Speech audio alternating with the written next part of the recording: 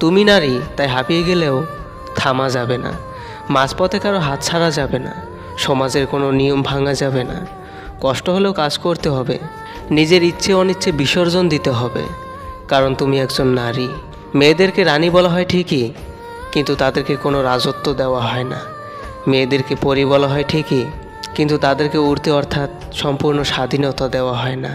মেয়েদেরকে ঘরের লক্ষ্মীও বলা হয়, কিন্তু তাদেরকে উপযুক্ত সম্মান দেওয়া হয় না। মেয়েরা সত্যিই বেহায়া হয়, তাই না? কারণ একটা মেয়ে দিনের পর দিন একটা ছেলের জন্য মার খেয়ে বাড়ির সবার সাথে সম্পর্ক নষ্ট করে সবার কাছে নিজেকে খারাপ করে, শুধু সেই বেকার ছেলেটার পাশে দাঁড়িয়ে থাকবে বলে।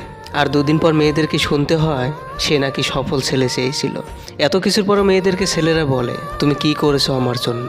মেয়েরা হয়তো অর্থ দিয়ে সাহায্য করতে পারে না, কিন্তু যখন কোনো ছেলে বেকার হয় তখন মেয়েদের বাড়ি থেকে তাকে কত কথা শুনতে হয়। মায়ের আদর, বাবার ভালোবাসা সব তো সেই মেয়েদেরকেই হারাতে হয়। ওই অমূল্য জিনিসগুলো হারায় সবার কাছে, শুধু সেই মানুষটাকে ভালো বলে প্রমাণ করবে বলে।